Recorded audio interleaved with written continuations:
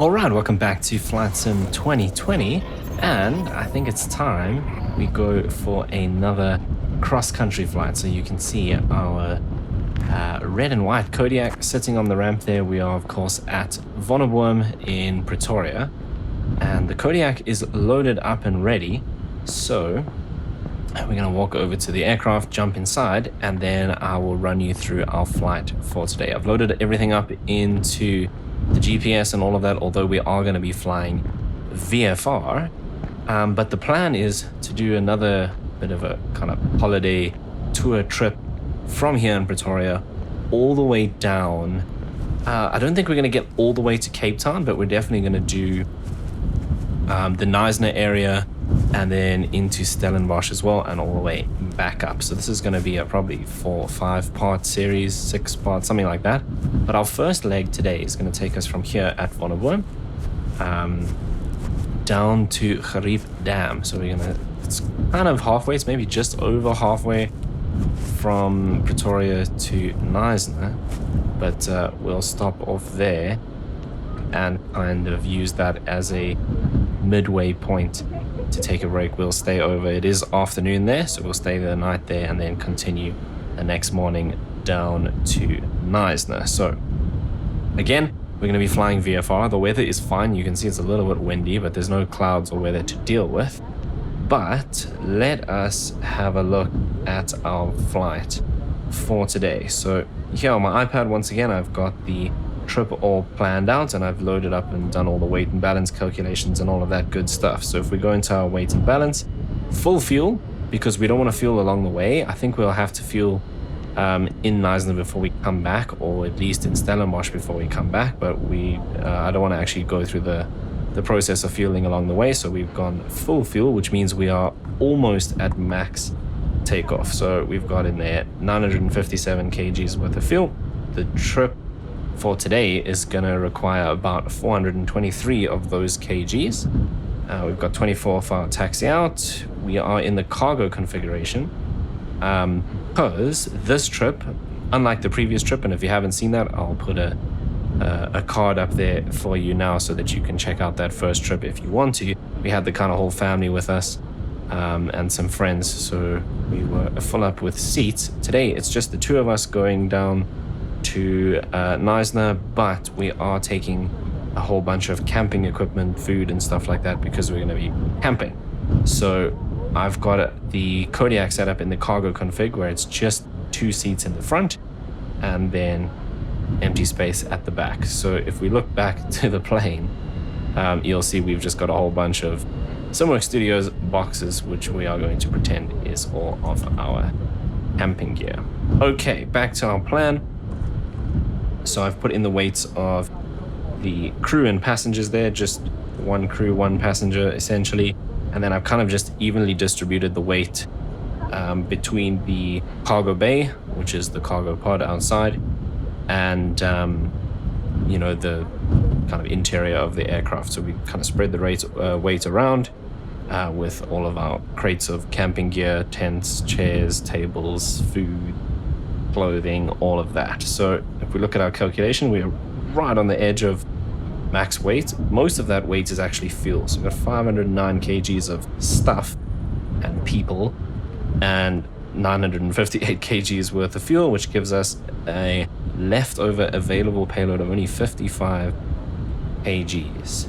Right, but we are within our operating weights. Obviously, we've still got an extra 55 kgs we could take, and we're within the CG and all of that, and I have loaded that into the sim as well. Then if we go to our plan, again, not really any weather to deal with today, aside from maybe a little bit of wind, but all the way down, in fact all the way down to the coast where we're going to end up tomorrow, there is no significant weather. That could change tomorrow morning. The weather down there changes pretty quickly, but for today's flight we're not even expecting to see any clouds at all. We'll see. It has been kind of hot, so storms building up in the afternoon is always a possibility, but we'll see how it goes. Right, 1019 for our takeoff. This METAR is from Lanseria because there's no METAR for Vonneboom. It's 25 minutes old, but that's fine, so we'll do 1019. All of this is all set, which gives us taking off runway 29, which gives us a little bit of a headwind and a slight crosswind of about 2 knots. And we're expecting a takeoff roll of about 500 meters with an extra 1.3 Ks of runway left, so no issues there. Rotated 60 knots, climb out at 97, we'll probably round that up to about 100.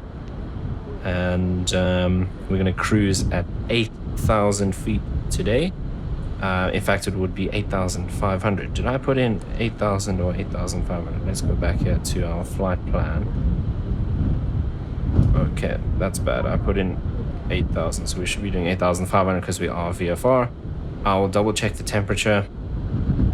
I had a look at the winds, and we're expecting to have probably between 8 and 12 knots of headwind, so I'm going to overestimate that and put in 15. We land with a reserve of 1 hour. We've got plenty of fuel on board. That will become a little bit more important later on the later legs when we are using up the fuel. Today, obviously, we've got as much as we can carry. Right, that gives us a flight time of about 2.5 hours. And we've got plenty of remaining fuel. Oh, sorry. Yes, 2.5 hours flight time, but we have a range of about just under 7 hours with our alternate. So our total fuel on board is just under 8 hours. So we've got plenty of fuel as expected.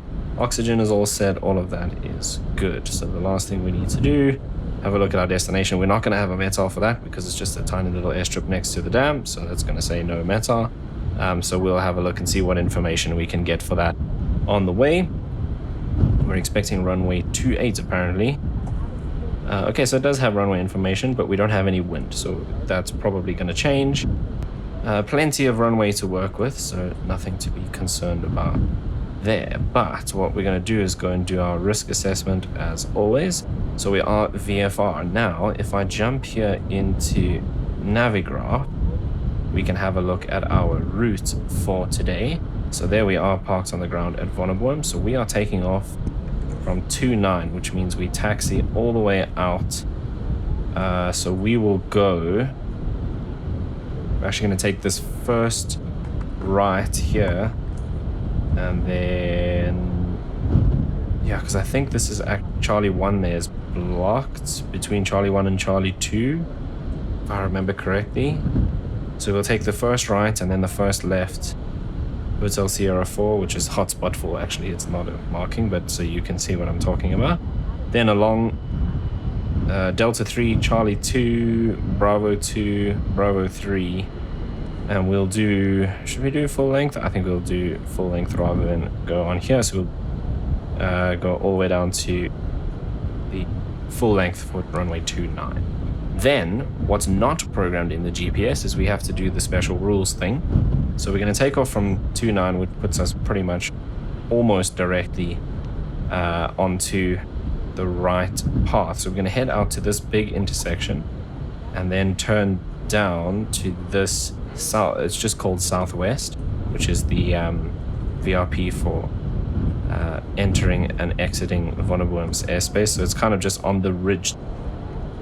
So we essentially head southwest from that big intersection, and that would be, well, that's why it's called Southwest.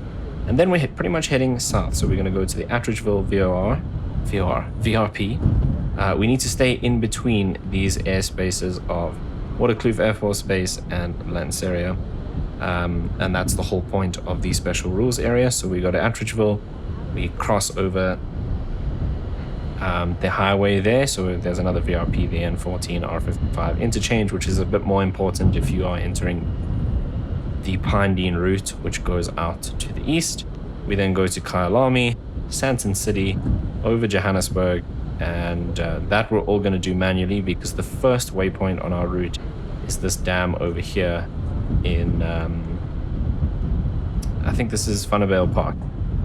So there, and then we can kind of follow the GPS. So we go to the Welcome VOR. We're flying VFR, so we want to stay out of Bloemfontein's airspace, which is why I have this little deviation that takes us a little bit to the east here to stay out of that airspace. So we go to this dam over here, which appears to be called the FET, which means fat.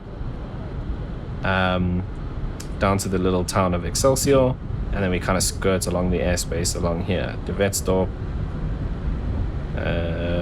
and then to, can't remember the name of this town, Betuli, which is on the edge of the dam, and then we kind of just fly over to the other side of the dam and land at the Caribou airstrip. So that is the route plan for today. So we're going to have to do quite a bit of concentration getting out of the special rules area, and that's all going to be VFR. That's not in the GPS. We're going to have to fly that all visually. What I did actually want to do when I came here is we go to weather, and let's have a look at our SIGMETs, and I don't think we're going to have any. So thunderstorms way up there in Mozambique, some turbulence off the coast, and that's great news. So we're not expecting any significant weather, so we can make sure that that is deselected. We're not expecting to go into any thunderstorms, freezing rain, autopilot inoperable, no. First flight after maintenance, no. Previous flights today, none. No. Cool. Runway condition is dry, less than 2,000 feet. I don't think it is. Is it going to tell us here? Everything's in meters.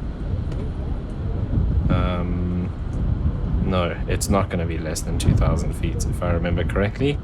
I think I did this calculation last time we flew from Vonnegut. But no, it's not. Weather conditions, VFR, perfect. Winds gusting more than 25 knots. Are they? So, Lanceria is reporting 6 knots. So I'd say probably not. Crosswind, no. Night, no. Precipitation, no. Near max takeoff weight, I think we will select that. Steep terrain nearby, we can say yes, because to the south we do have that ridge line, which we'll see when we're going to cross over it as we kind of head south into the city. So yeah, we can say yes. Water crossing, no. Mountain range crossing, no. IMC, no. No, we're not going within a low pressure like that. No visual instrument glide slope at the destination, yes. Runway condition is dry, one rate less than 2,000.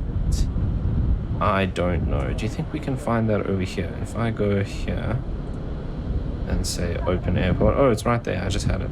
Longest runway, 4,200 feet. Okay, lent. Okay, so we don't have to select that. No, the winds are fine. They're going to be pretty similar here to here, I expect. Wind shear, temperature, night, precipitation, steep. Yeah, we'll take that as well. No operating tower. I think we should tick that. Unfamiliar with the airport. We can tick that. No radar coverage. Yes. Less than that fuel. No. So I got a moderate risk factor, mostly because of being unfamiliar with the airport and the airport being uncontrolled. But we're still good to go. We're not in the purple or the red. I think if you tick the thunderstorms thing, yeah, it goes 100 points straight into the red, but I think we're good to go. There's nothing particularly crazy about our route. It's just being unfamiliar with the area, because I've never flown into this airport before. So we'll just kind of take it easy on our approach into the airport, and that is basically it for our briefing today. Alright, but that is the plan for today's flight, so now we can actually go ahead, get things started. It's been a while since I've flown the Kodiak. As much as I absolutely love this aircraft, let's just synchronize some things here with my hardware. Cool, that's good. We can push that all the way forward. So, as much as this is probably my favorite aircraft in the sim, it has been quite a while since I last flew this. Right, so let's get these on. We'll do nav and beacon, since we're gonna fire it straight up anyway. Right, cut off these guys. Okay, so the main goal here is to start it without blowing up the engine. So let's do fuel pump on, ignition on, starter low, and then we look for 12 over there. Cool, and then we can introduce the fuel.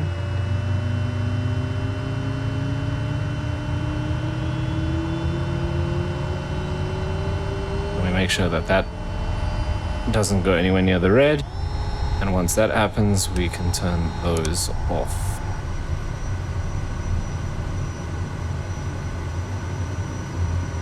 Right, green, that's coming up.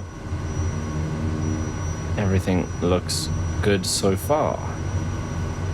Right, now that it's kind of starting to stabilize, let's get the generator and the alternator on. We should bypass that as well. Air cons can come on for sure because it's hot. 21's a little low. I want to do something like 23.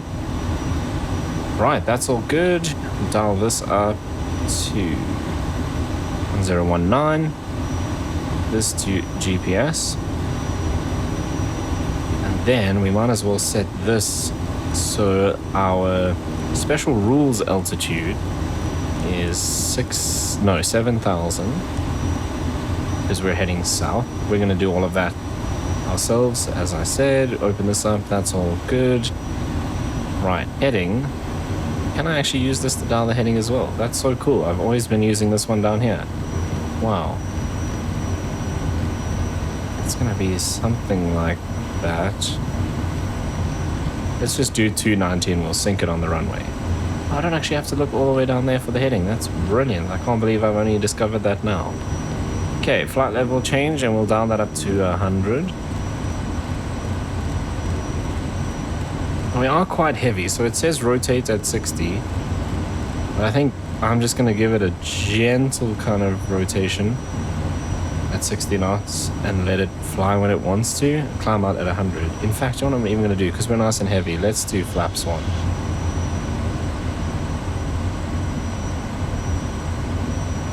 Okay, then I think we are good to go. So we'll do flaps 1 for takeoff. We've got quite a long taxi, to be honest, to get out there. So let's maybe get moving.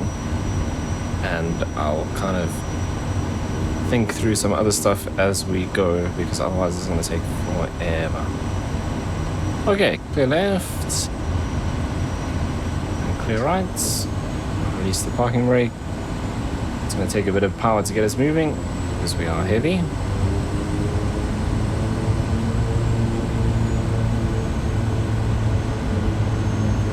Okay, I'm going to take this first right here.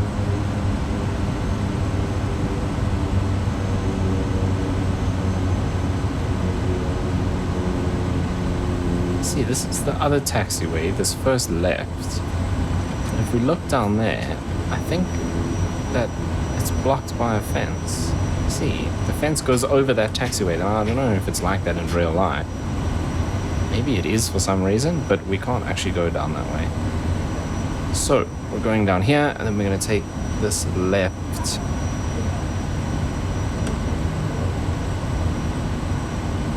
And go all the way out to runway 29. So let's actually zoom this way in here.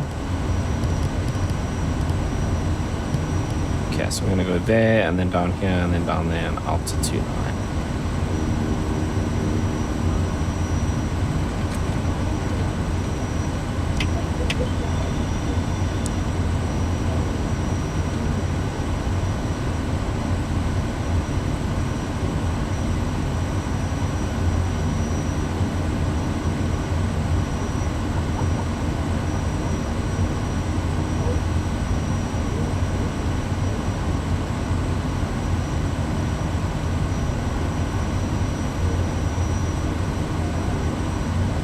It is kind of late afternoon, so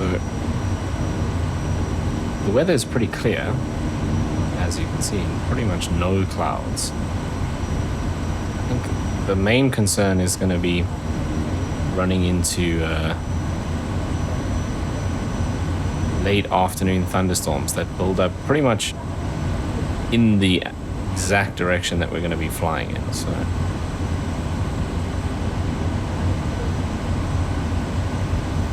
And I'm also wondering now about the time. Are we going to make it in before it gets dark?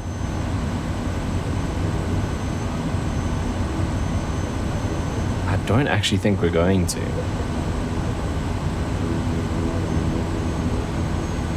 So let's actually just have a look at a plan for if we can't make it in to the airport because it's dark. We should be able to, as long as there's no bad weather. I mean, even if it's dark, we can still land.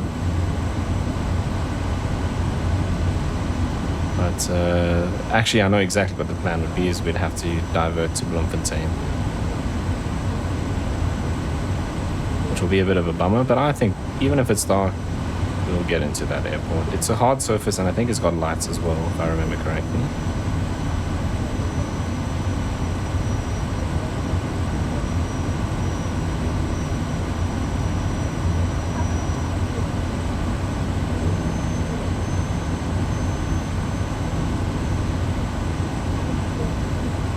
Okay, let's check our takeoff performance. So if I go here on my iPad, departure.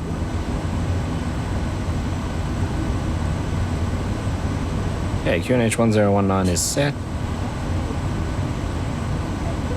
And so this is saying a takeoff roll of about 500 meters, rotate at 60 knots, and our torque for takeoff is 1,200, which feels kind of low. That's why I would want to be pretty gentle on my rotation, because we are heavy. But I think what's limiting us there, it's not actually going to be the torque, because we can go way higher than that, but it's going to be our temperature and our percentage, I think. So we've got loads of runway to deal with. So at 60 knots, I'm going to put a bit of back pressure on, and then just be nice and gentle, because I don't want to pull it too steeply at low torque and heavy weight.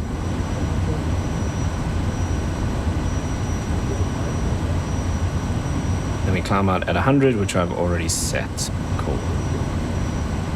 Up to 7,000, and then we do all the VFR kind of visual navigation through these special rules.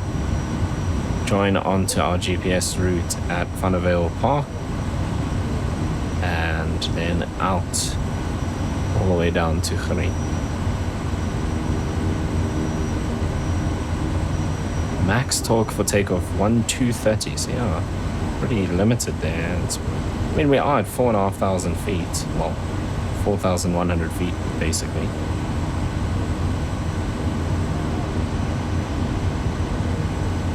So it's that, and outside temperature 34 degrees.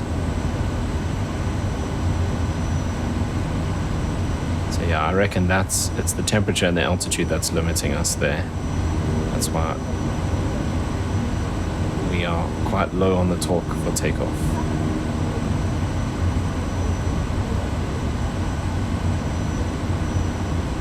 Enter the altitude of 7,000.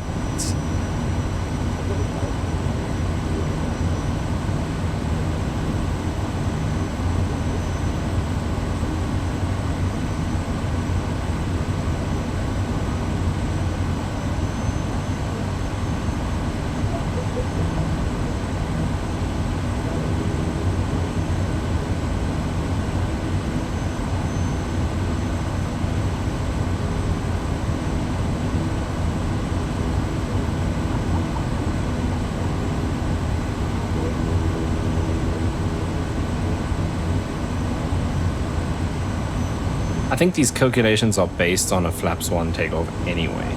Because I'm looking there, stall in takeoff config is giving us 48 knots, whereas stall clean 61. So the takeoff config there is going to be based off of flaps 1, I think, anyway.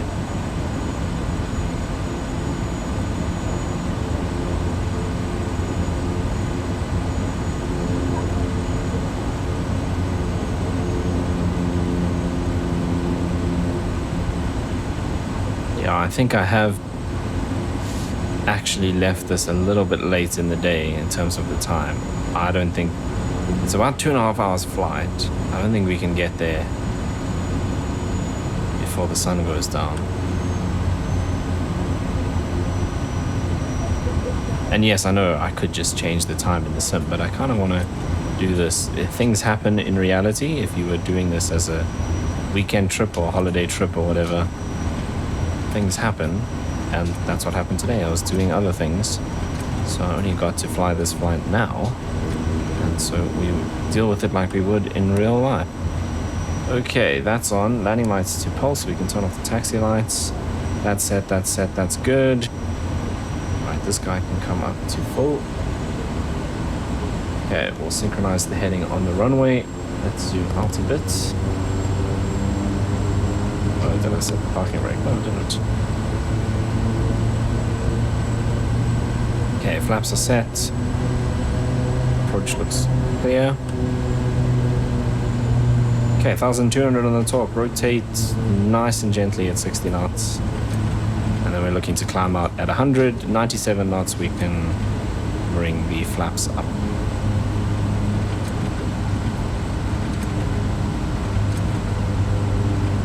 Right, let's synchronize the heading with the new heading knob that I've just discovered for the first time. Let's bring our torque up for takeoff.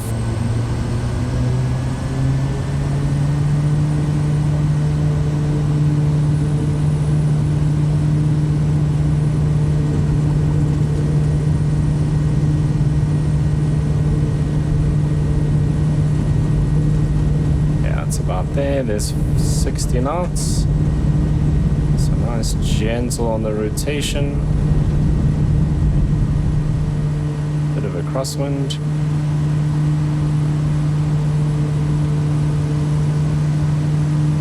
Whoa, a lot of a crosswind.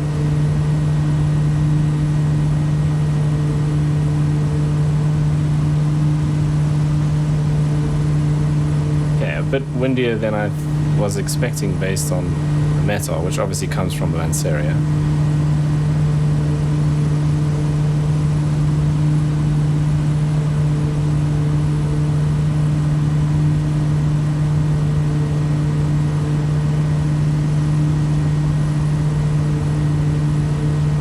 Bring the noise down a bit so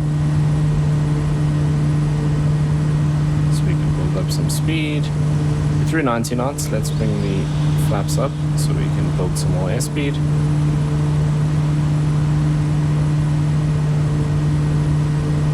And we're slowly climbing out, coming up to 100 knots.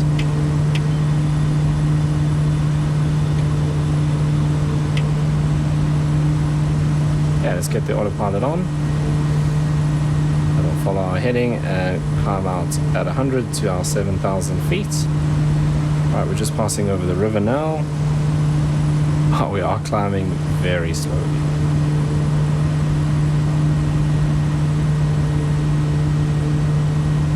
Now we're doing about 400 feet a minute. So yeah, hot, high and heavy.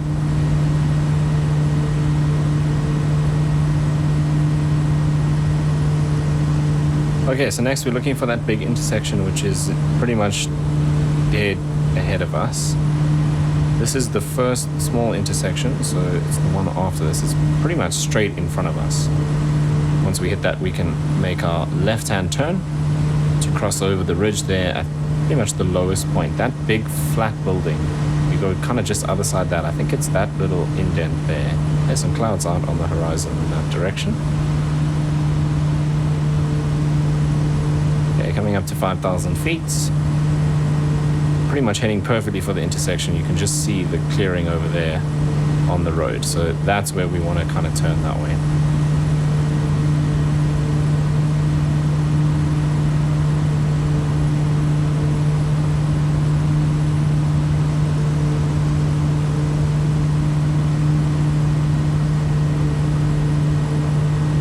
Right, we can come down here and take this out of bypass. Everything else is looking good. Flaps are up.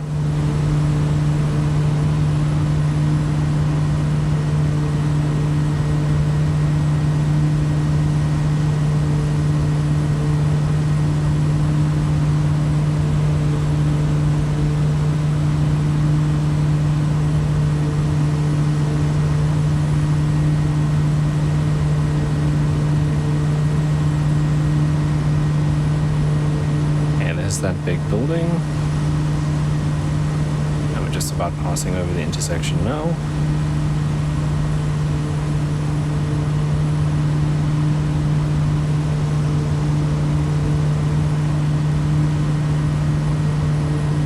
Yeah, that sun is right in my face.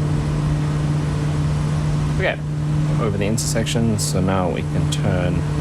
Yeah, I can use this heading control over here. Let's just turn towards that kind of gap in the ridge there.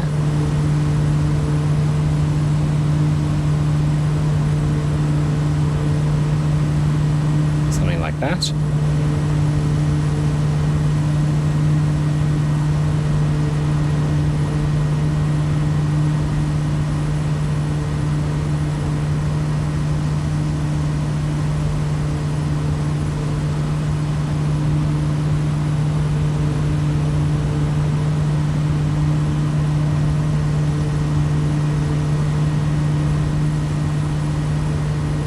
Actually a little bit closer to us, so we can turn even more.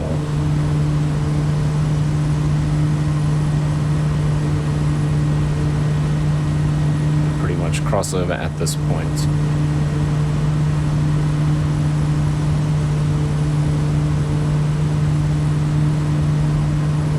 Like so. Okay, so that's the first point. Coming up to 7,000 feet now.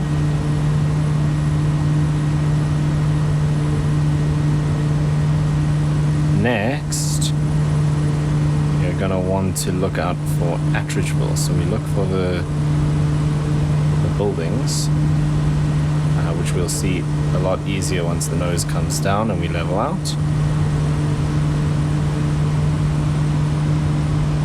Cool, so this is attributable here. We kind of aim for the right hand side of that little patch of building, so we want to aim for about there somewhere.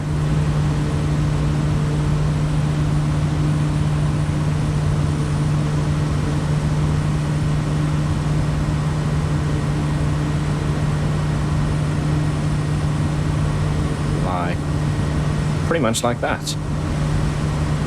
Okay, so that's our next reporting point. And from there we keep an eye out for some other visual markers, things like the N14 highway, and we'll be able to see that intersection even though we aren't flying directly over it. We can still use it as part of our navigation. Let's just sort out our coordination here now that we've up speed and leveled out.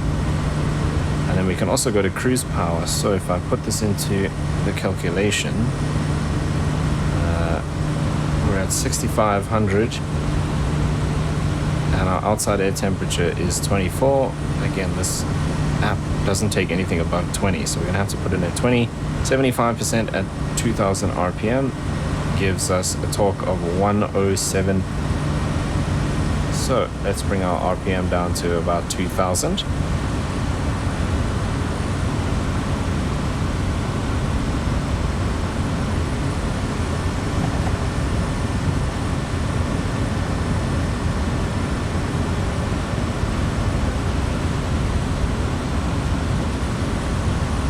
About there, and we bring the torque back to probably aim for about 1,100.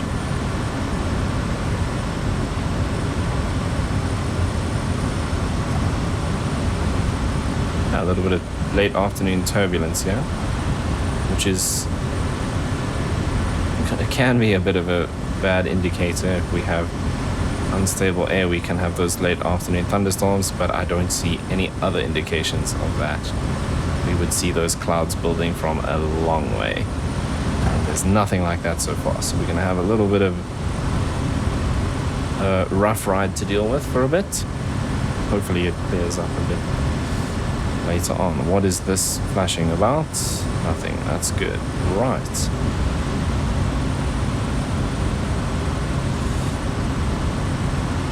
Okay, we're passing over Atteridgeville shortly.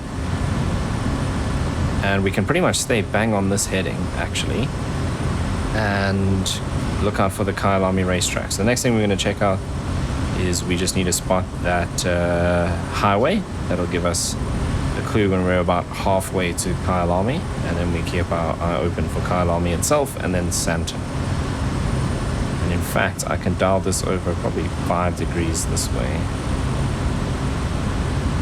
to put us on a track for Kyalami. Right, let's also compare our figures here to the book. So we can't put in our 24 degrees outside temperature for some reason. Our torque is at 110. Let's see if we can drop that to 100. Obviously 1,100. So we're at 1,090. And we should be getting a fuel flow just over 270. And we are currently 240. So the fuel flow seems to be quite a bit less in the actual plane. Now, I can't remember, I did the same kind of comparison last time we flew the Kodiak on a cross country, and I can't remember if we had the same issue. I think I did. I know it was different. I just can't remember if it was less. So yeah, I'm at, let's see if I can match the book figure exactly. So let's do exactly 2,000 RPM. And this is a terrible time to be doing this, because in reality we'd have to be looking very carefully outside the aircraft, because this is quite a busy airspace. Can I get the torque down? Let's do 170, or sorry, 1,070. And the fuel flow has actually gone down.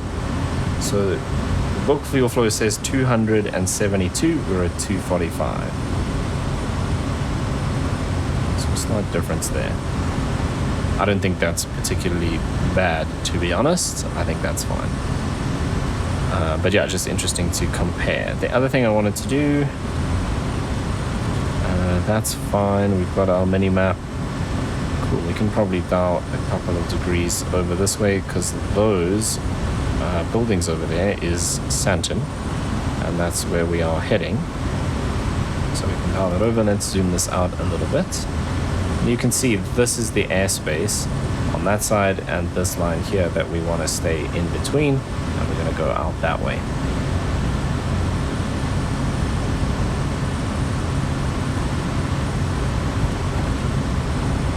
Right, but everything is looking good so far. So we're already past Pretoria. This is the kind of Midrand area. Grand Central is over there. There's Mall of Africa. And Ultimate Hilly is there somewhere.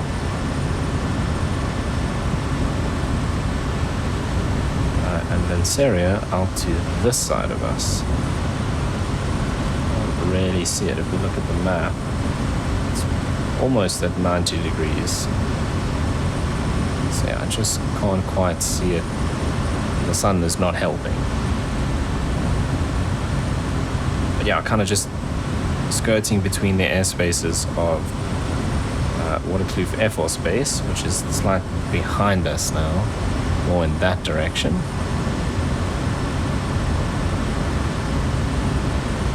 Waterkloof and Grand Central, which is over there. That's actually Grand Central there. And then Lanseria on this side. And we'll stay out of Oratambo's way as well, which is a little bit easier to do because it's a bit further. There you can see Oratambo on the map there.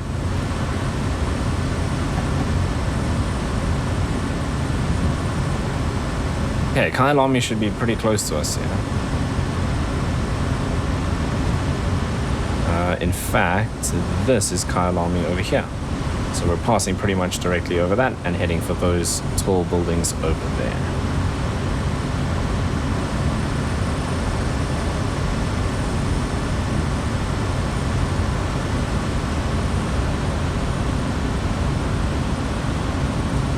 There you can see Mall of Africa, and then that there is the ultimate heliport, where I've done a whole bunch of helicopter flights out of that heliport.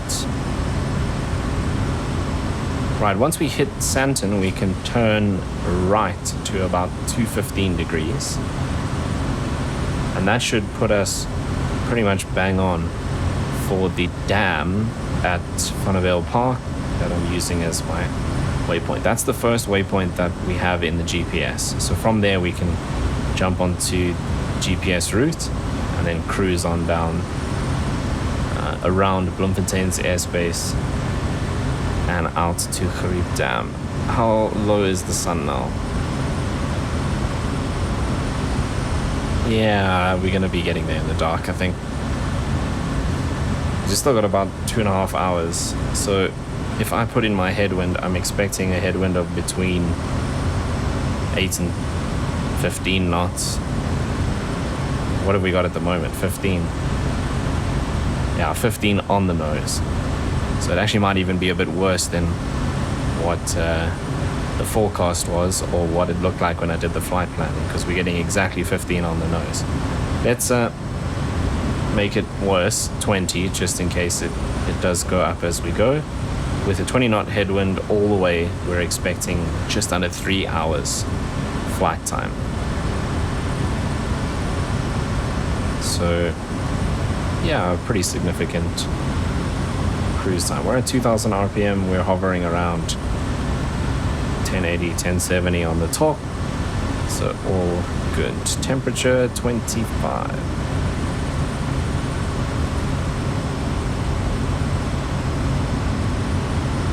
Okay, there is Santon. Let's actually just dial this 3 degrees over. Let's do 5 degrees over. Take us directly over Santon City.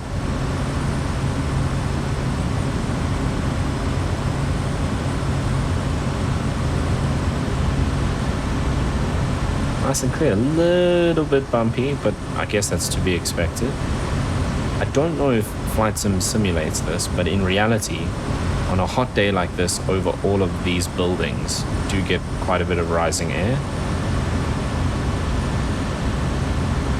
So I don't think Flight Sim is simulating the buildings radiating more heat than, you know, like the Earth.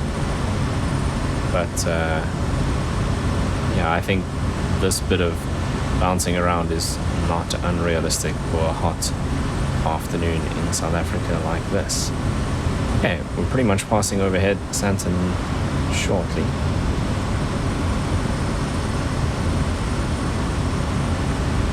That is Santon City.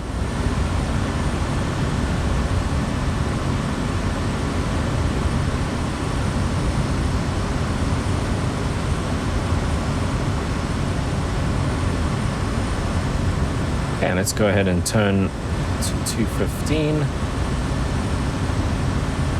And that will take us out of the special rules. It's going to take a few minutes to get there, but what does this say? To the next waypoint, just over 15 minutes. So that's about right.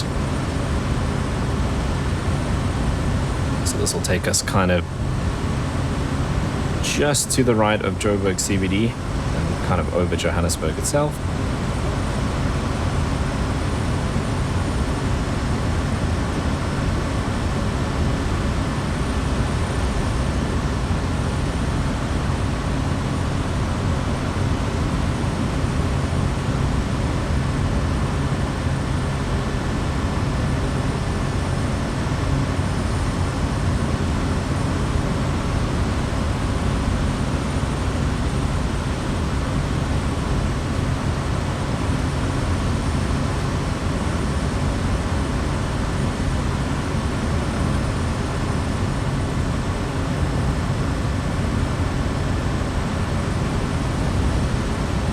What this big building here is. I think it's one of the hospitals.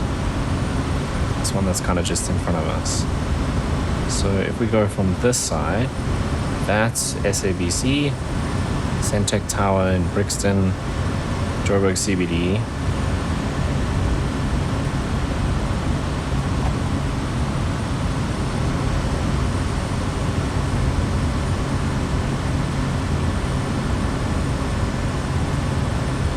This big building here, I think this is a hospital. That looks like a helipad out in the front there, so pretty sure that's one of the big hospitals. Ponty Tower. Ellis Park Stadium, which is now Emirates Park or Emirates Airline Park or something like that. The other stadium. Can we see the Nelson Mandela Bridge? I think we might be flying directly over it, so we might not actually see it.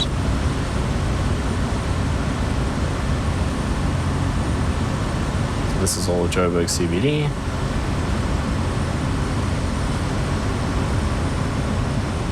Yeah, I think we're straight overhead Nelson Mandela Bridge. Yeah, I think it's actually this one here that's down underneath us now. That's FNB Stadium out there.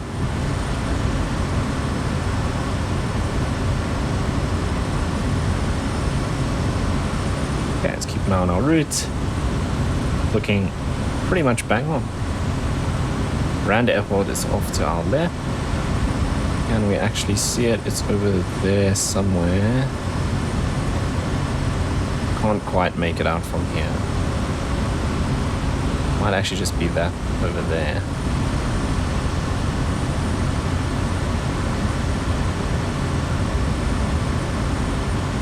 It's maybe an airport I should visit more often. Hardly ever fly in and out of Rand.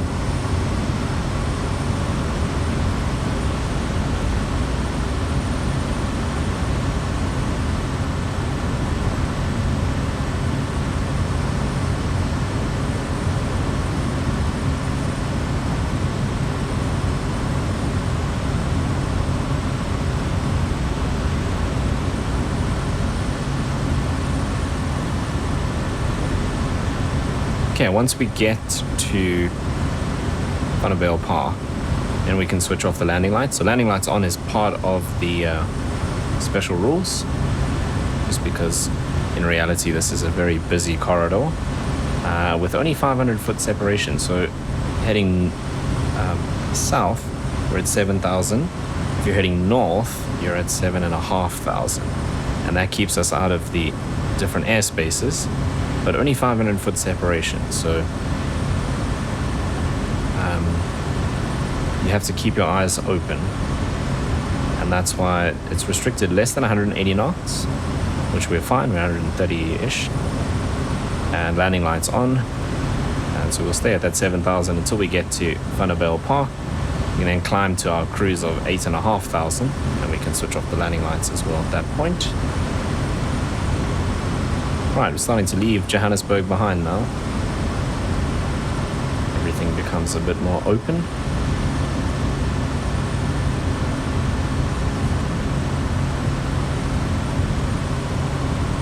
Still a little bit of light, very light turbulence.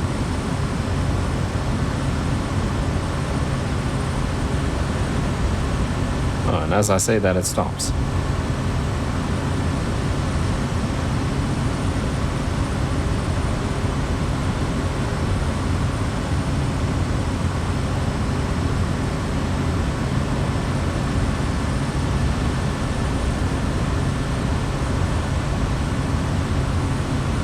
Could it be that it was actually the buildings? Because we're going over buildings again now. Do we start getting turbulence? Not quite. Okay, wind, headwind, we now 13 knots on the nose. 9.5 minutes to that first waypoint.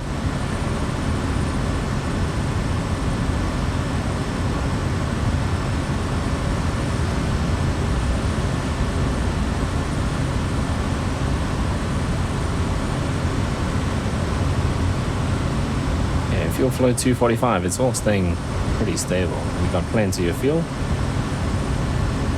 Temperatures all look good. What is this down here?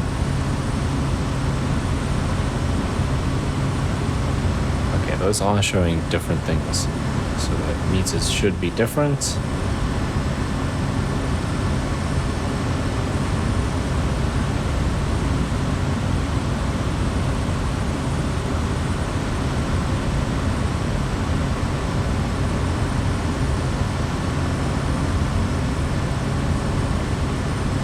otherwise everything's in the green.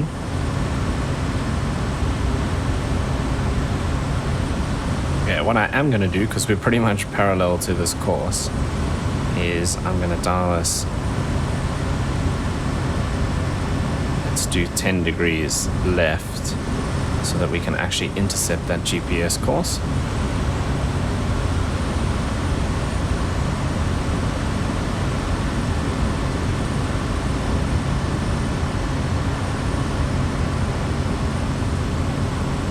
Cruising along at about 130 knots, and we're now 16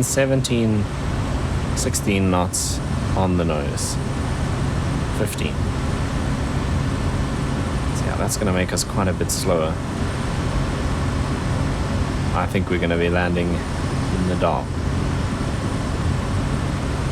Plenty of places to divert if we run into thunderstorms, which doesn't look likely at this stage.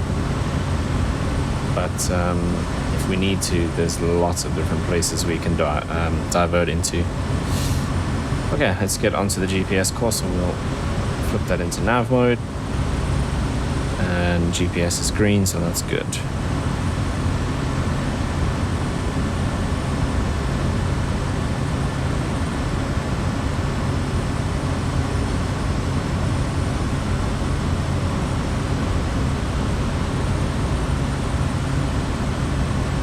Yeah, if I just glance at the map here, we've got Welkom, we've got Paris before that, we've got Bloemfontein obviously, which has ILS and all that cool stuff. Actually, does Bloemfontein have an ILS? Pretty sure it does.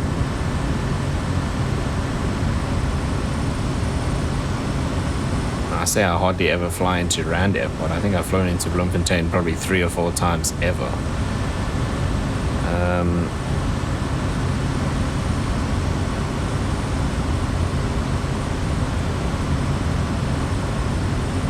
Okay, it doesn't appear to have ILS. It's got RNAVs. It's got runway 2 and runway 20. So 02 and 20, that's not confusing. Each have an RNAV and a VOR arrival.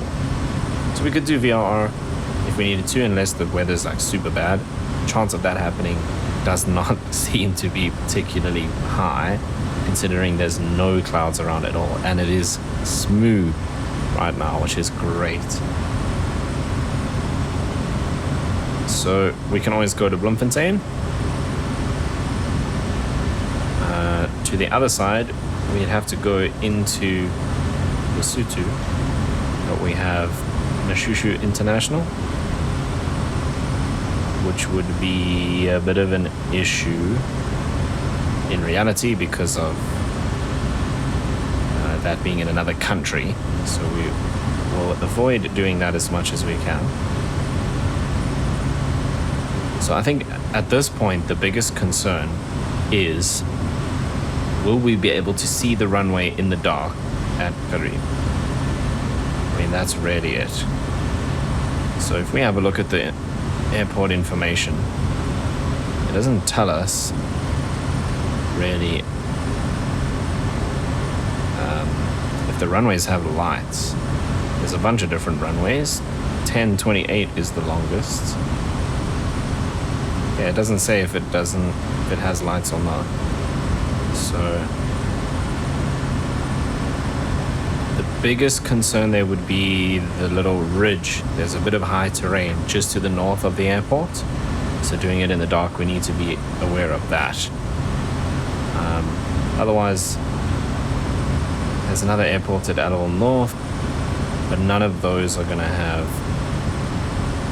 any instrument approaches. So Bloemfontein would be our best bet if we are struggling in the dark, because then we can do the RNAV, or we probably just do the VOR approach. But again, flying in the dark is not an issue. If it's nice and clear, as long as the runway's lit, we'll be fine.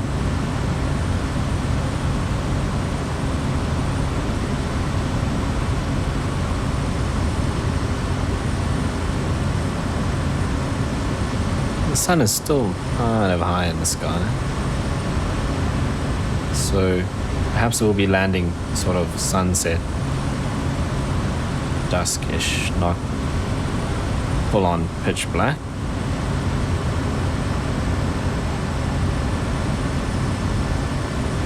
Right, but we are, that dam up ahead is our waypoint. So from there we turn to the Velcom VFR and then down around. So there's Bloemfontein, that's Mashushu, Kimberley, Phase 0F. I know that I've flown into that airport a bunch, but I just can't remember what airport that actually is. But anyway, those are far. Like, you can see how far we've done in about probably 35 minutes of flying. So to go from all the way over here where we're going to land, Kimberley, is probably another 2 hours of flying. So Bloemfontein would be the best bet. It just means we have to come all the way back, which is going to suck. But hey, I think we'll make it in just fine.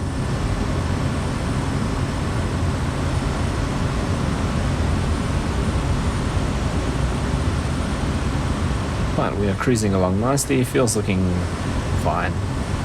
Fuel really not going to be an issue on this flight at all, unless we had like a leak or something. Flow per hour 245. Okay, 2 minutes to our custom waypoint.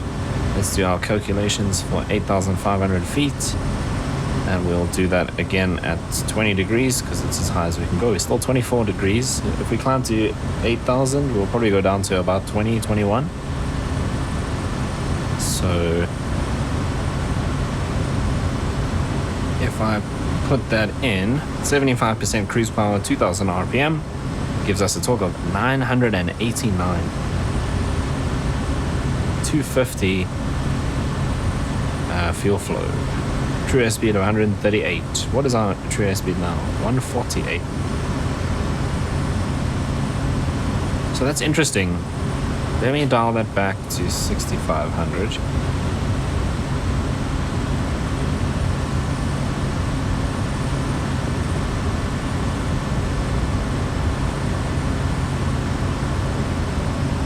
So that gives us at 1073 torque, we're at 1080. The fuel flow 272, which we are way below, and a true airspeed of 143, which we are a little bit above. So we're going faster and burning less fuel. Oh, I don't have this headwind. Okay, the headwind is not going to change our fuel burn per hour. It just means we burn more overall because we go a bit slower. So our true airspeed 147, the book is saying 142. And a fuel flow of 272, we're at 245. So burning less fuel and flying faster, which is interesting. Okay, we're pretty much overhead Van Bell Park now. 3 seconds. So let's dial this up to 85. We'll do a nice slow climb, 500 feet per minute. And I can also come down here and switch off the landing lights. Okay, so beacon strobes and nav we will keep on.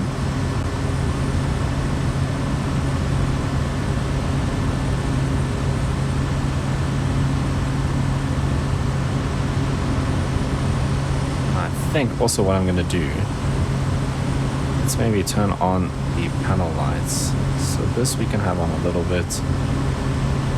Those are probably on quite a bit. Just so that when it does get dark, that's already on, because it doesn't really make that much of a difference to us at this point anyway. Okay, just keeping an eye on speed, because I have left everything at cruise power to climb, which is probably not the best way to do it. It's the lazy way to do it, but I'm just going to keep an eye on the speed. I don't want the speed to come below 100 knots. I'll add in a bit of power. We're at 110, which is fine. We don't have to climb very high. It's about another 1,000 feet. In fact, it's exactly another 1,000 feet.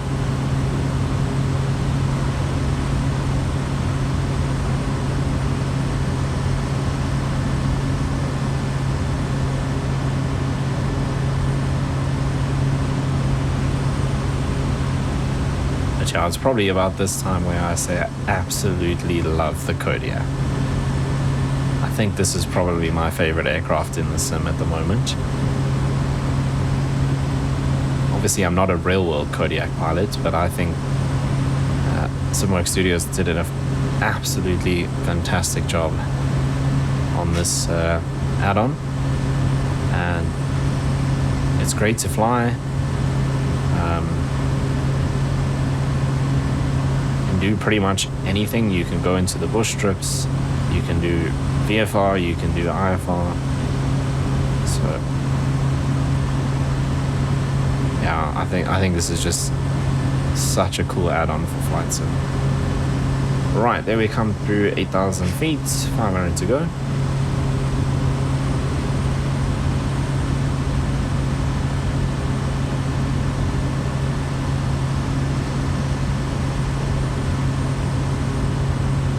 Getting close to the 100 knot limit that I set, but I think we're fine. Can actually push the power up a little bit because we've climbed, the torque has come down. So we're at pretty much at 100 knots now, but we are about to level off anyway. There's the intercept. And just keep an eye on our coordination as we level off here and the speed comes up. I'm going to decrease the amount of right rudder that I have in at the moment. Alright, there we go, at exactly 100 knots. We start leveling off.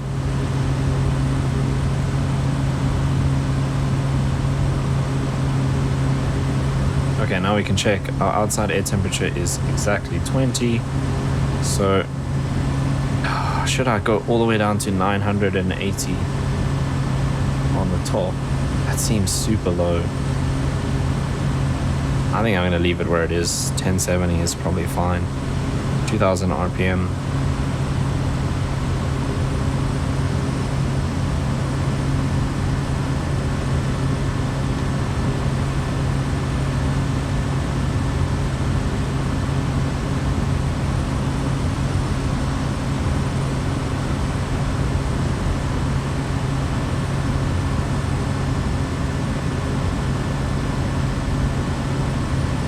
What are we on fuel flow here? 241.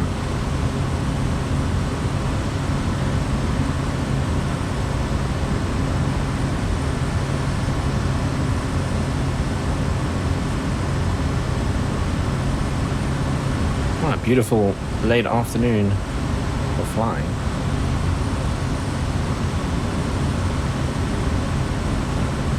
Yeah, so just over 40 minutes to Velcom.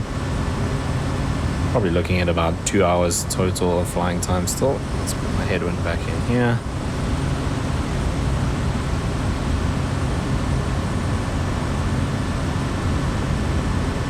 Right, the other thing I should do before we cruise along is we go here to flight plan. Now, I don't know, to me there should be somewhere in here where I can just put in like a cruise altitude, but it seems like we have to put in each of the altitudes individually. So like at Velcom we should be at 8, 5. Cool. And then we have to do all of these the same.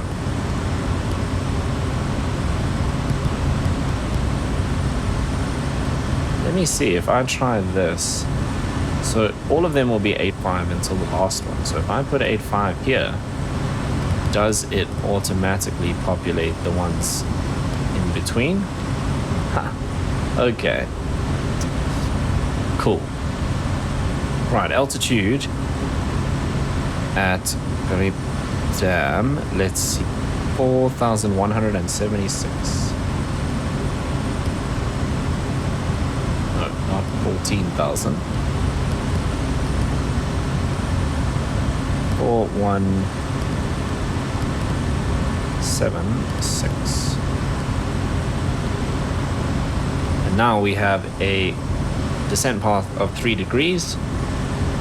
We have top of descent in 40 minutes and a target vertical speed of 700-ish. So we can use that, and we should have on our map actually a top of descent.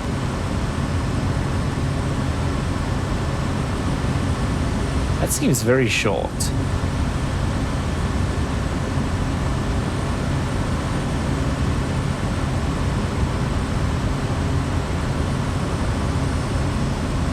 Move this around.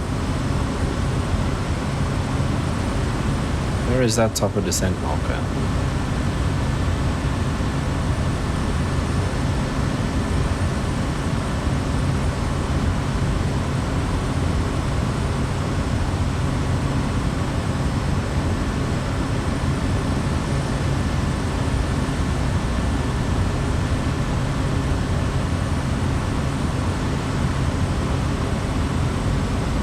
In 40 minutes, we're only going to be just past Velcom.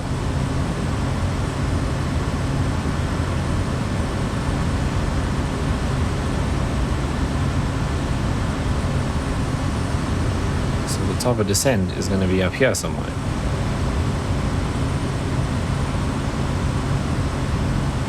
Yeah, at Velcom. That's weird. Why on earth is it having it there? Okay, maybe.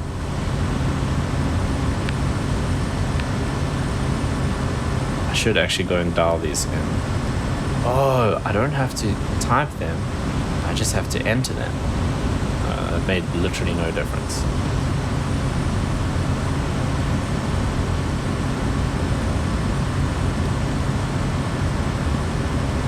That's very weird.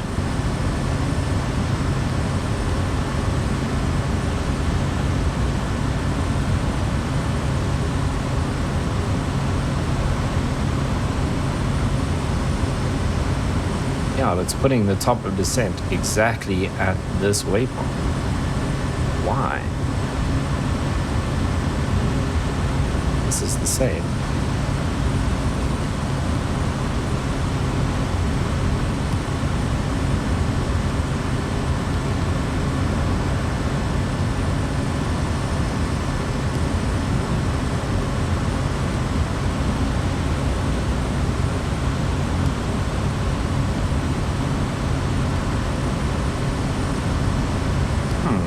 Okay, that's kind of strange.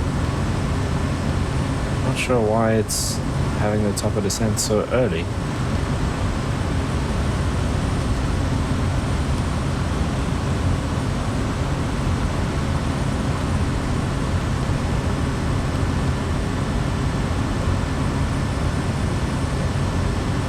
It's not particularly helpful, is it?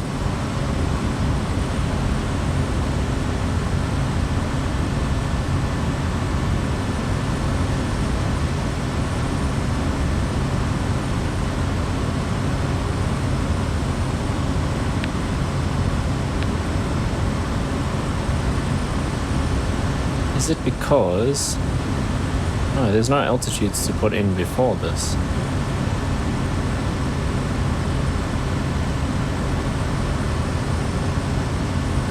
Okay, let's see. Maybe when we get to that waypoint, it might recalculate because I didn't have an altitude before that.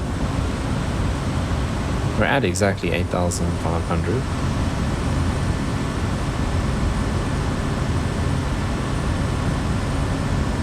And this kind of looks right. Oh, okay, well that's correct.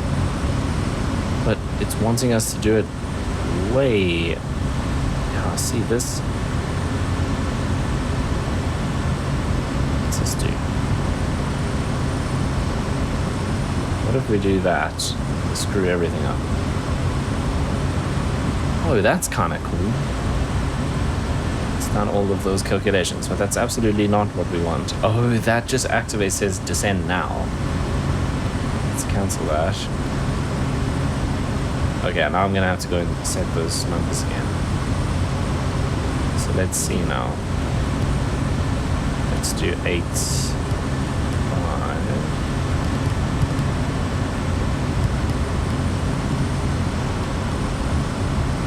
And it's done all of those. That's pretty smart. Why did it not do the last one?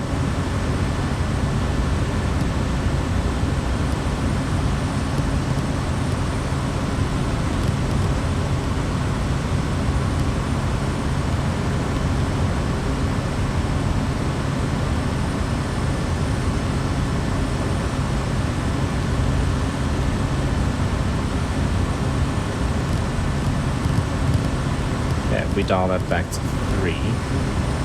That's so weird. It still has the top of descent all the way up at Velcom. Okay, I'm not entirely sure what's going on there. We'll keep an eye on that and see what happens to it as we go.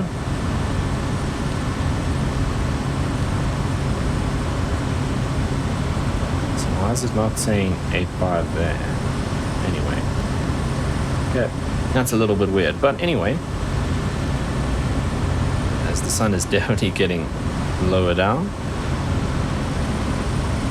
Right, so we've got probably about 2 hours, maybe just under 2 hours left to cruise along. So I think I will do a bit of a time lapse and join you guys again when we need to prep for our descent, not at Velcom, once we get closer to Caribou. So I'll see you when it's time to do just that.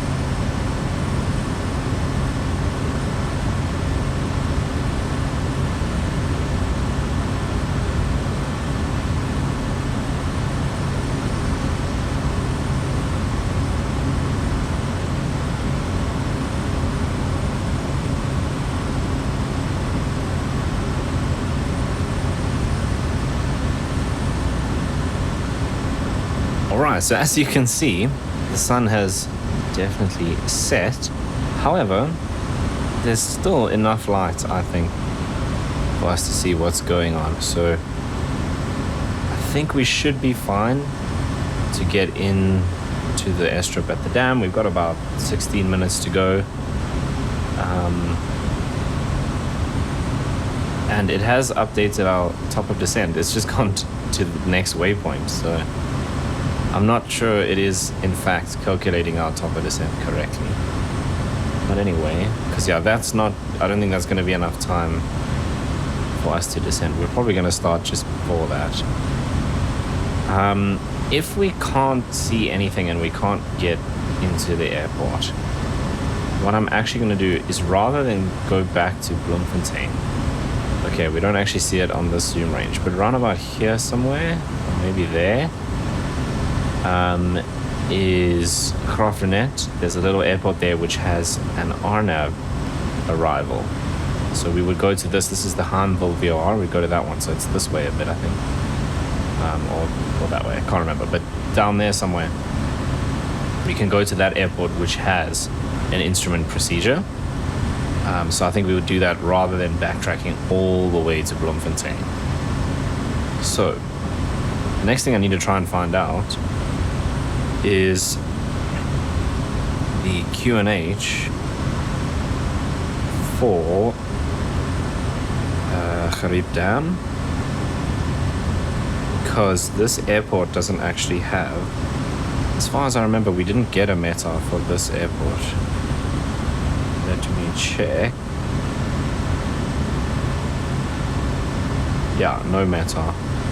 So let me just see if I can pull. The closest would be Bloemfontein, I guess. It's quite far away.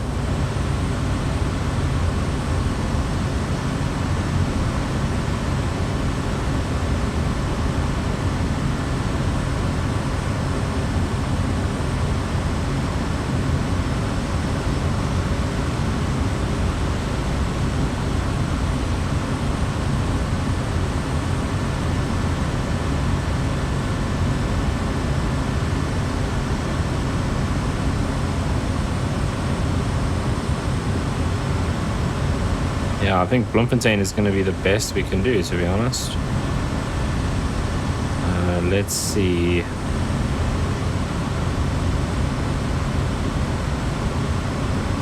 Yeah, so Bloemfontein says 1019, the same one we've been on the whole flight. No clouds, temperature 33. We're now at 17 where we are. So that METAR was an hour ago. So we'll stay 1019, and I think that's fine.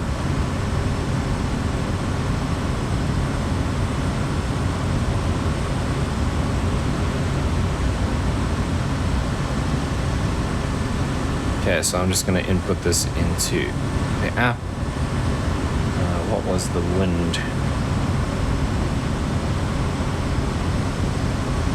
250 at 9.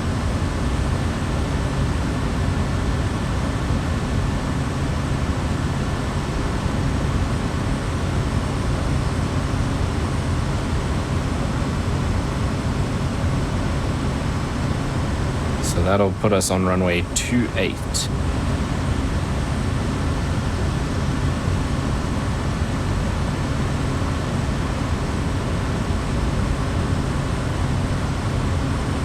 Okay, which gives us a headwind of 7 knots and a crosswind of 5 knots. Right, we're expecting to land in about 250 meters with the extra 1,000 meters of runway remaining. And stall speed clean 59 knots, stall speed landing 44 knots, with a VREF of 73.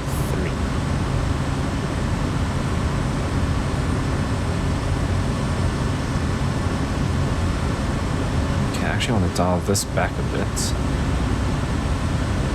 like so.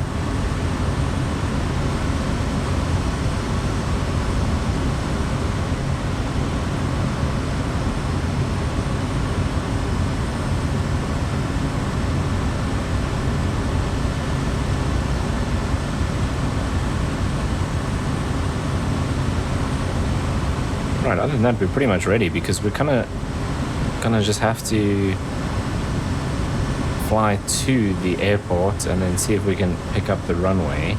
We're basically coming in perfectly for runway 28, which is cool. I mean, technically, we probably should do an overhead join. But I think we might just go straight in if I can see it. That's going to be the biggest deciding factor here.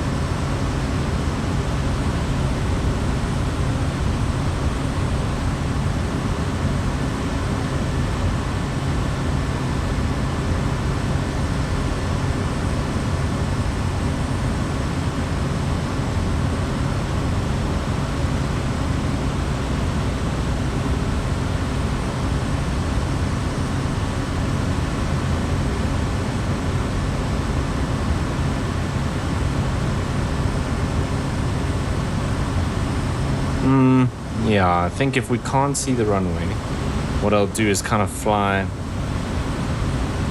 parallel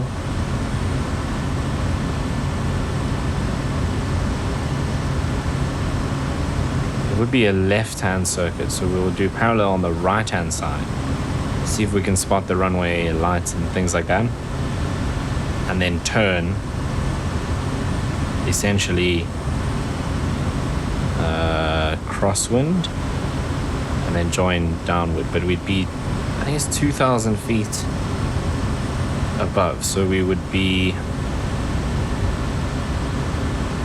it's 2,000 AGL, so the circuit would be 1,000 AGL. We're 1,000 above the circuit. So if let's round the airport up to 4,200, so circuit would be 5,200, so we'll be 6'2", parallel to the runway on the right hand side.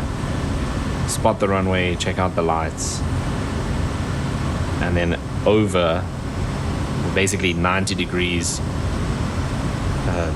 left hand turn over opposite end threshold, join the downwind base final. If the lights are really obvious from pretty far out, then I don't think we need to.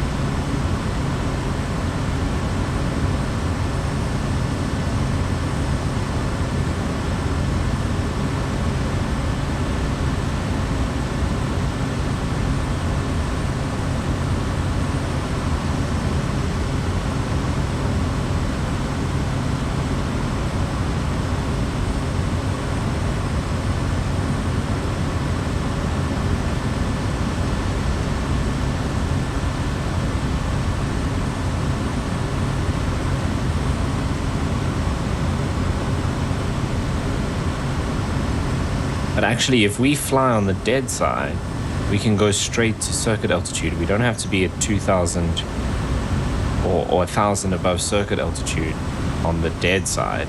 That's only if we're approaching from the live side. Be 1,000 feet over the circuit on the circuit side of the airport, and then descend to circuit altitude on the dead side, and then join the crosswind. So we could actually do that at circuit altitude.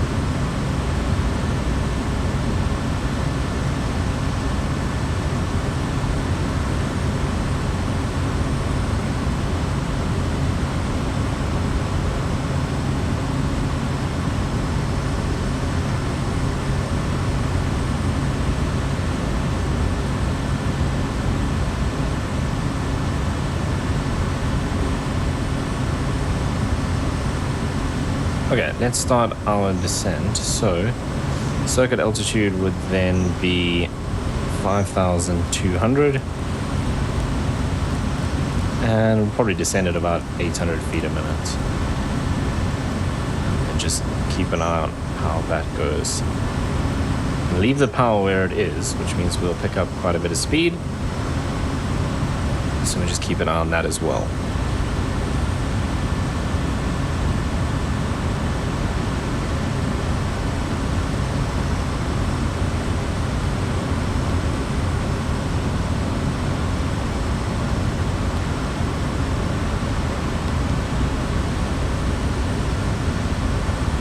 Okay, and then our approach speed is 73.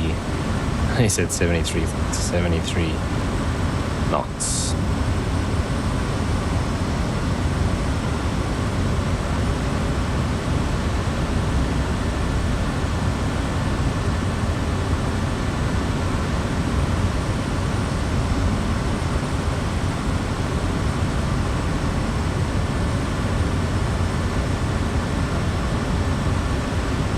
Right, and those lights up ahead, that is the town of Batuli, which is our final waypoint. They're going to obviously turn to the right, fly over the dam a little bit, and hopefully we can see the airport. I mean, even if it doesn't have lights, it's fairly light outside still. I mean, the sun has set, but there's still a bit of light in the sky. The other thing I'm going to do now, since we are, no, not that, since we are descending, is I'm going to put lights on as well.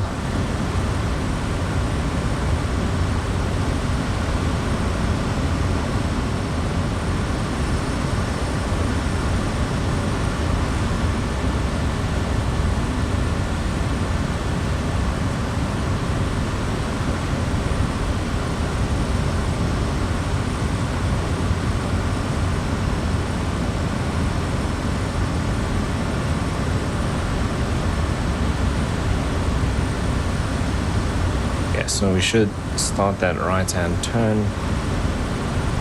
in just a bit. Right, otherwise, engine, everything's in the green. Fuel is looking good. Everything looks fine.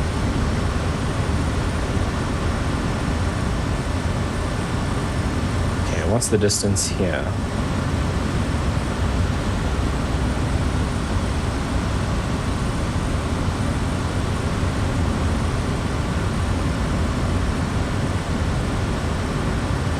Yeah, now that it's switched over, still 23 miles. So we've got plenty of time.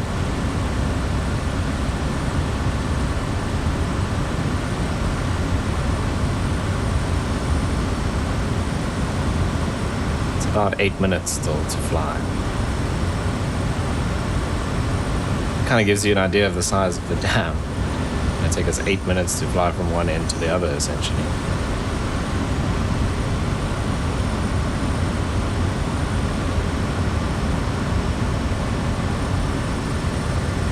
Not too far from our 5,200.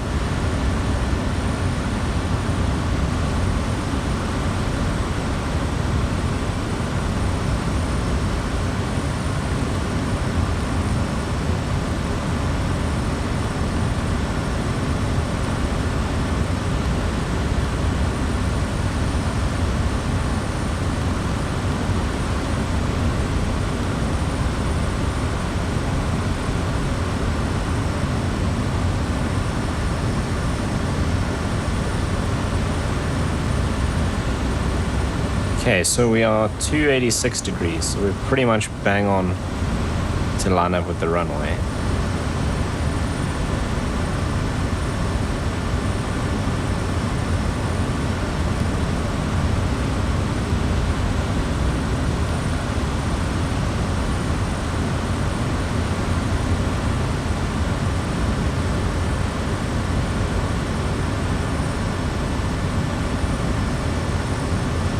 Start bleeding off some of that speed now, and we're about 1,000 feet AGL, radio altimeter 930, so that's perfect. I've got my terrain display there just in case. Just north of the runway, which is here, you can kind of see the tail end of it there. There's some high terrain, so if we do need to kind of bail out at all, only left turns.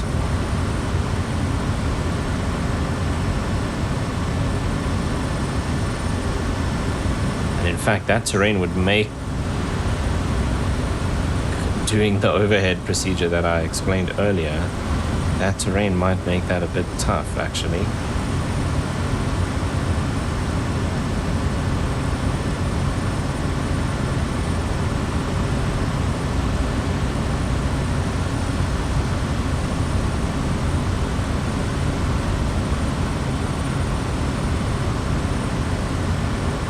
I mean, it is pretty dark out there, I'm not gonna lie. It's not particularly easy to see, but I reckon we should still be able to spot the runway. There's some red lights out there. There are wind farms in this area of South Africa. I don't know if there's one this close to the dam. There is some high terrain on the other side of the dam as well. That red light, if it was a wind farm, you'd see more than one and they would be flashing. Certainly as we head towards the coast, we're going to have to be aware of those wind farms. That's where they all are.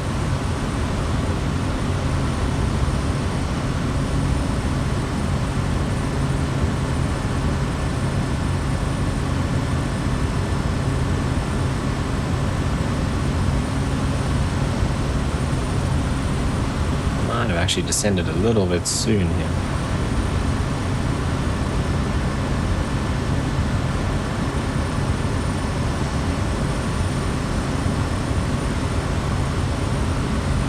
Already need to be this low at this point, but anyway. Okay, I might be seeing the runway up ahead. There's a line of lights, which puts us at a slight offset. which will be easy to correct, but I'm not going to do that yet because of this terrain in front of us. But I think that's probably the runway up ahead. That red light to the left could... I don't think there is a tower at this airport, but it could be something like that.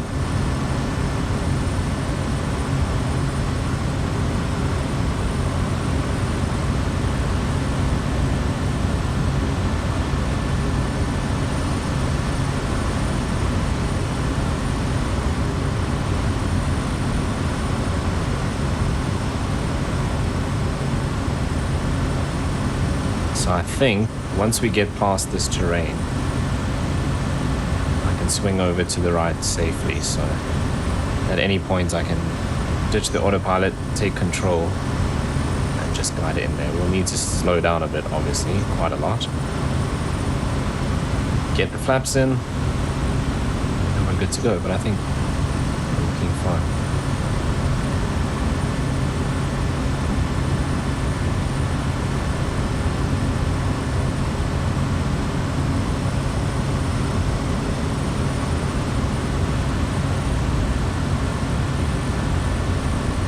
The highest point of this terrain is 5,413, so it is going to be higher than we are currently, but it kind of slopes down as we get towards the airport.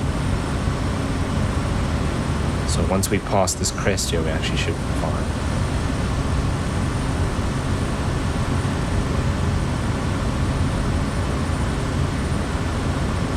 I think that one is the highest there.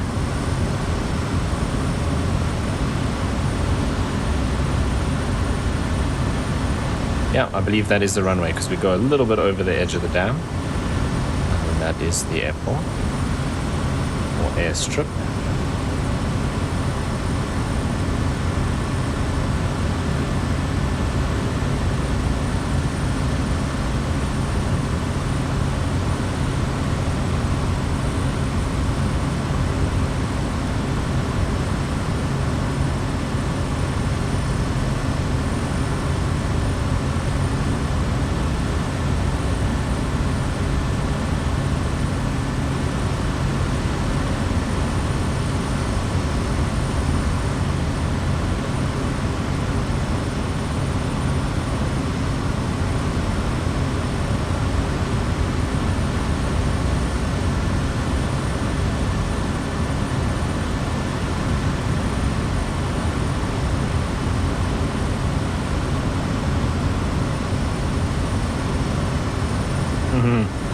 Is that actually a runway? I think that's a road.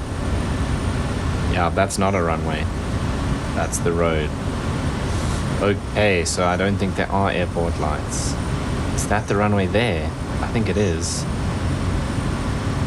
Yes, it is.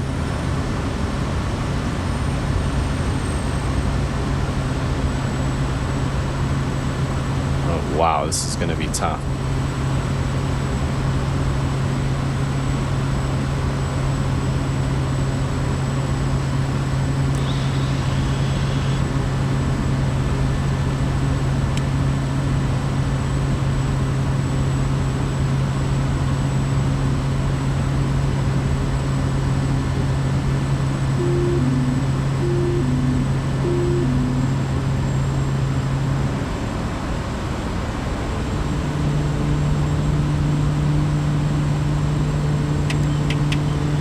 I can see it.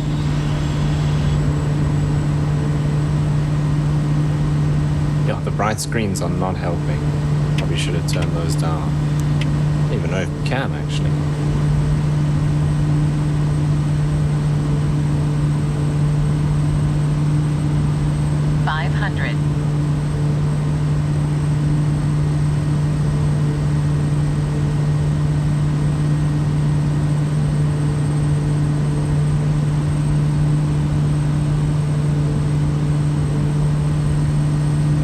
Just make out the runway, but it's going to be a little tough.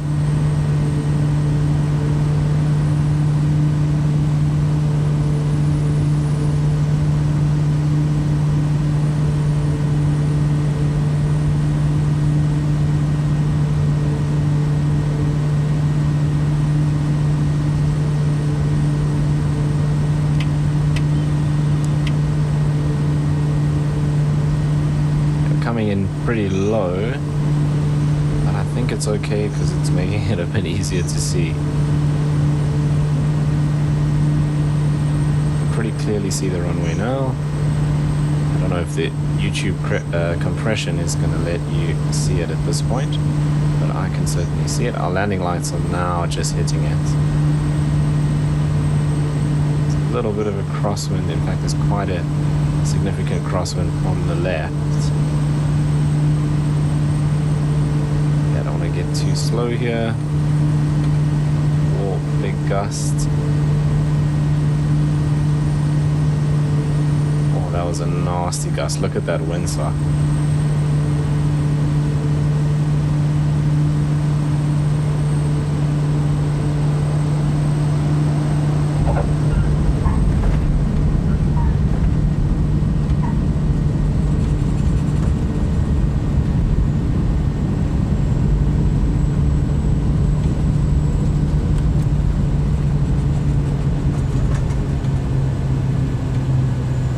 Yeah, that was pretty tough.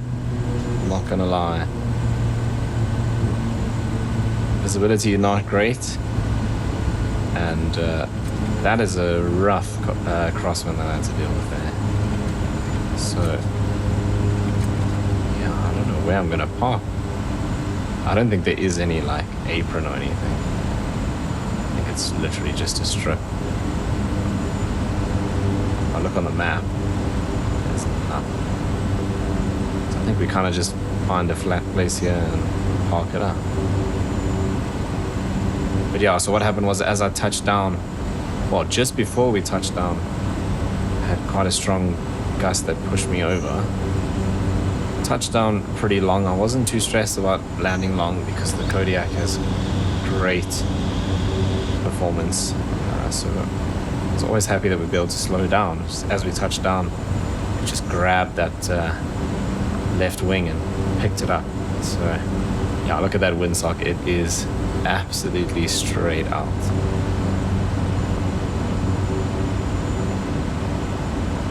Right, not exactly how I planned this flight to go. Was there a better runway? Maybe a little bit if we came from the other side. But then it would have just been slightly less crosswind from the right. But yeah, actually runway 15 looks like it would have been a little bit better.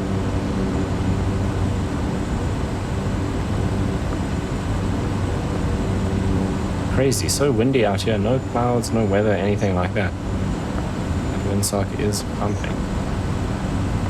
Alright, I think we're just going to park up here somewhere near the windsock. I think I actually want to point my landing lights over there quickly. Yeah, there's parking across there. Okay, so they've got like a little fuel station. So there might actually be some parkings over there. So let's just cross. We've still got strobes and landing lights on, so we're pretty visible. Another benefit of the Kodiak is it's quite happy to do some kind of off-roading like this. Is there even a little taxiway here? I don't think there is.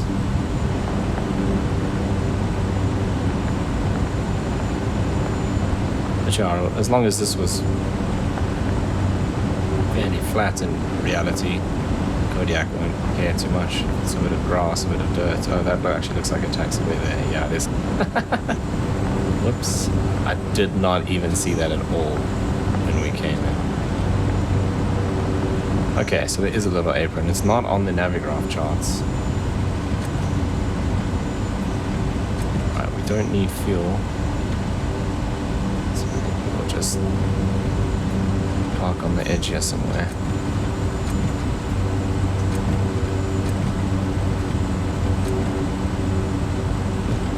Like so.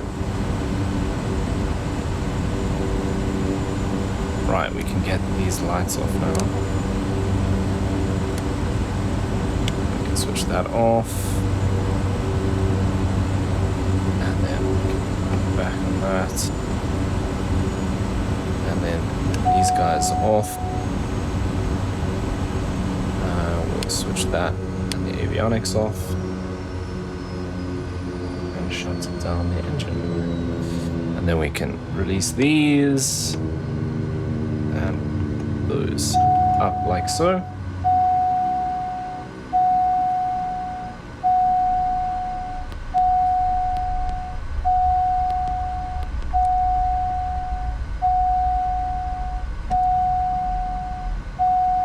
Can't stop this. Okay, let's do beacon and nav, and then we can switch off the master, and that will stop the warning. Okay, but there we are, arrived safely with a bit of a dodgy landing here at Caribou Dam. So this will be the first leg of our tour down to the Cape, and in the next episode we will be hopefully heading down to Knysna. That part of South Africa, the weather gets bad there pretty quickly. If there's any like weather system off the coast, it gets pretty foggy and stuff down there, so we'll have to see in the morning. But if all things go well, that's where we will be heading next. But that's going to bring us to the end of this video. If you did enjoy it, if you want to follow on and see the next kind of steps in this little tour, you know what to do down below, and I'll see you in the next one.